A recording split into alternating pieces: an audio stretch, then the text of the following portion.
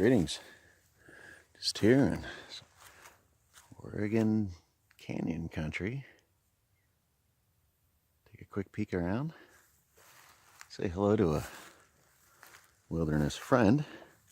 Not to everybody necessarily.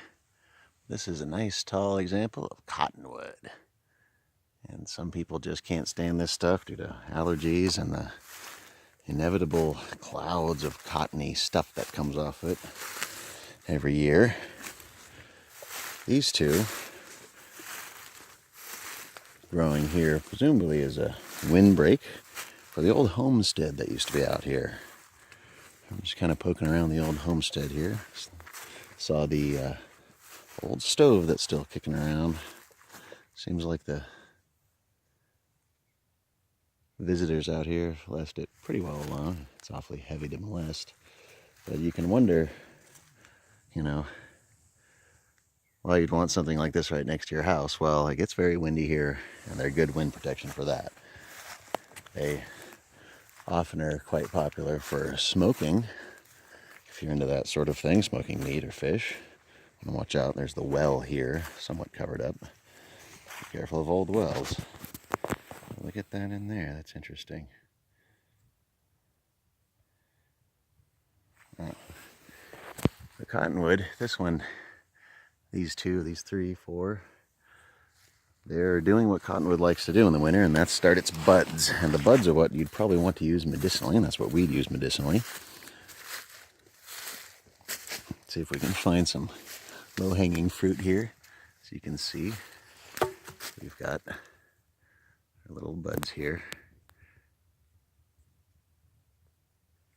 And you're basically just going to be harvesting those.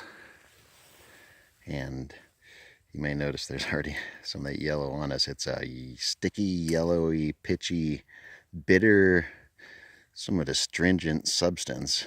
And we use it medicinally because cottonwood is a member of the same family as willow. Willow being famously used as an aspirin substitute, or called nature's aspirin. And same thing here. We have those sort of salicylates, that sort of thing. And you can, of course, make this into a good yellow dye if you wanted to, but you'd collect a bunch of these buds, and then take the buds, and you're going to mash them up, put them into your jar of tincture making stuff, whatever that might be, glycerin or alcohol, or whatever you happen to find online that suits your purposes or your specific dietary needs or allergies. But obviously, if you're sensitive to blood thinners, aspirin, that sort of thing, any medical contraindications for that sort of thing, don't take this plant. But if you got a toothache or headache in the wilderness, and you're out of aspirin, and you happen to notice this around, you'll probably not like the flavor very much. But you can use this stuff to help with that. If you can make a salve out of it on the trail, just by mashing it up and maybe making a poultice with an old rag, apply that to a sore knee or a twisted ankle, that sort of thing, can certainly help. And it makes a whole lot of firewood. A lot of people don't like it necessarily for firewood. Some people love it for firewood, again, for smoking.